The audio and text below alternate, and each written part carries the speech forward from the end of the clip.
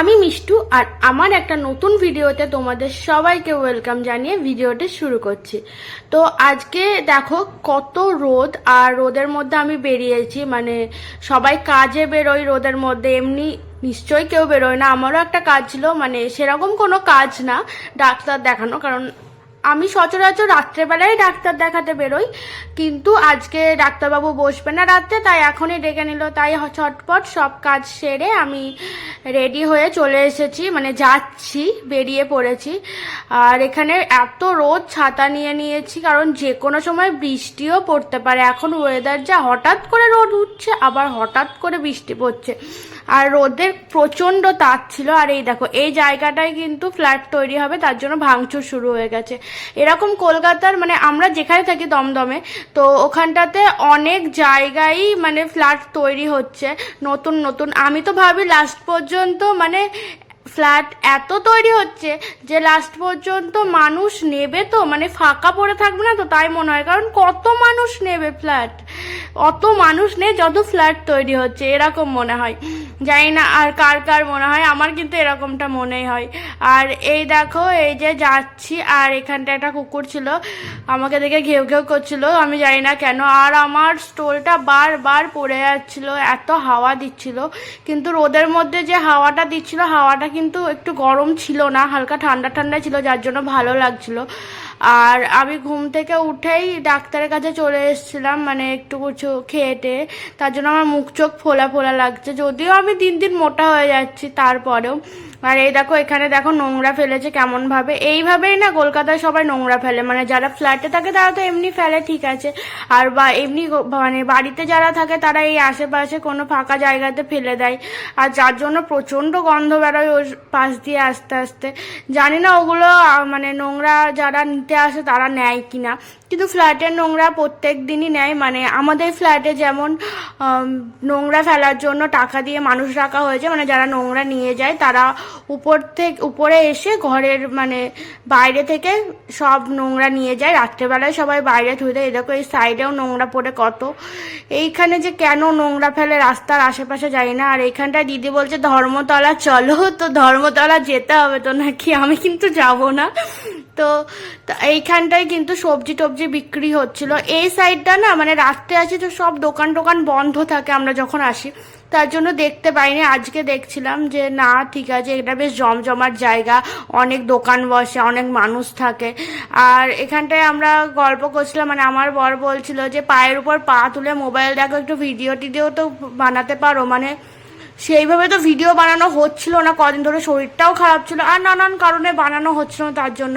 আর পায়ের উপর পা তুলে কেন বলছি বলো তো, কারণ আমি যখনই মোবাইল দেখি না, হয় শুয়ে থাকি, দিয়ে পায়ের উপর পা তুলে দিয়ে দেখি, বা যখন আমি চেয়ারে বসি যখন আমি মোবাইল দেখি, এটা আমার মানে ব্যাড হ্যাবিট, যে দুই পা তুলে দিয়ে চেয়ারের উপর তুলে দিয়ে না বসলে আমার হয় না। আর এই দেখো, এইভাবে কিন্তু এরা নোংরা নিতে আসে গাড়ি করে এখানটাতে। আর এখানটা কিন্তু খুব সুন্দর সুন্দর ফুলের চারা বিক্রি হচ্ছিল, যেটা দেখে আমার খুব ভালো লাগছিল, কিন্তু আমার লাগানোর জায়গা নেই এখানে, তার জন্য আমি নিতে পারিনি। আর এই যে এই রকম ভিড় ছিল, অন্যান্য দিন এত শুনশান মনে হয়, আজকে এতটা ভিড়। আর এখানে কিন্তু আমি ওকে বলছিলাম তোমার চুলগুলো খুব সুন্দর লাগছে, যেটা শুনে ও খুব হাসছে, কিন্তু আসলেই না, ওর চুলগুলো এরকম মানে তেরা বেঁকা হয়ে গেছে, তার জন্য। আর ওর চুলটা এতই পাতলা না, মানে ঠিকভাবে সেট করা যায় না, আগে থেকে করেনি। এখন আমি একটু স্টাইলিশ বানানোর চেষ্টা করছি, যাই হোক জানি না কত কি হবে। এবার নোংরা ফেলার যেটার ব্যাপার হচ্ছে, ওটা ঘরে বাইরে থেকে নিয়ে যায়। আর এমন এমন এক একটা ফ্ল্যাটে আছে যারা মানে নিচে বাঁশি বাজায় রাস্তায় যখন ওরা আসে, আর ভোরবেলায় গিয়ে দিয়ে আসতে হয়। এবার সেটা একটু প্রবলেম, কারণ যারা ভোরবেলায় ওঠে তাদের জন্য ঠিক আছে, কিন্তু আমরা যেহেতু ভোরবেলায় উঠতে পারি না, তাহলে আমাদের কোনোদিনই নোংরা দেওয়া হতো না, তার জন্য এরকম করা হয়েছে বলে বেঁচে গেছে। আর এখানে না একটা মা কালীর মন্দির আছে, ওখানে অনেক লোক ছিল বলে তোমাদের দেখাতে পারলাম না। আর এখানে ডাব বিক্রি হচ্ছিল।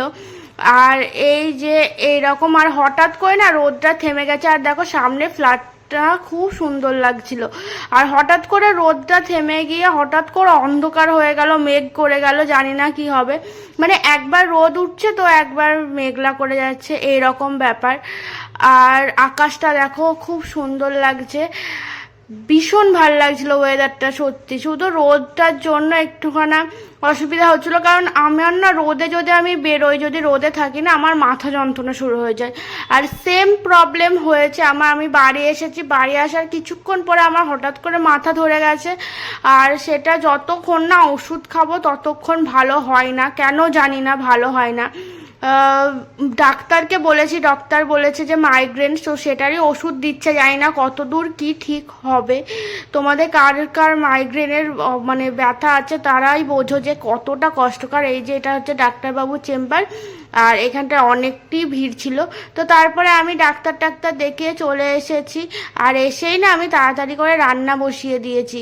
আর এখানটায় মাছের ঝোল, পাতলা করে একদম মাছের ঝোল আর ভাত করেছিলাম, কারণ ডাক্তারবাবু না আমার বরকে বললো যে একদম অল্প মানে তেল ঝাল খেতে। আর এই দেখো এখানে কিন্তু একটা ব্লেন্ডার হয়ে গেছে, মানে তরকারি পড়ে গেছে গ্যাসের উপর। আর তারপরে সব পরিষ্কার করতে কিন্তু অনেক টাইম লেগেছিল। আর তারপরে আমি স্নান করে নিয়েছিলাম, আর স্নান করে ঘেমে গেছি, মানে স্নান করলে আমার বেশি গরম লাগে। আর তারপরে কিন্তু আমি ঠাকুরকে পুজো দিয়ে দিয়েছিলাম। অনেকটা লেট হয়ে গেছিলো, কারণ ডাক্তারের কাছ থেকে আসছিলাম, মানে অনেকটাই ভিড় ছিল, যেহেতু আমরা নাম লিখিয়ে যাইনি না, তার জন্য। আর অনেকটাই দেরি হয়ে গেছিলো। তারপরে ওইটাই রান্না করেছি, আর কিছু রান্না করিনি। আর রাত্রেবেলা দেখা যাবে কিছু করি আর না করি। আর ও কিন্তু তাড়াতাড়ি খেয়ে অফিসে বেরোচ্ছে, মানে তখন কটা বাজে, প্রায় 2-2:30 বাজে। ওর আজকে সেকেন্ড হাফে অফিস আছে, জাস্ট একটা মিটিং আছে বললো, তার জন্য বেরোচ্ছে। আর তার জন্য ক্যাজুয়াল জামা পরে বেরিয়ে পড়লো টাটা করে। আর আমিও এটা ভিডিওটা কিন্তু এখানেই শেষ করলাম, আর বড় করলাম না।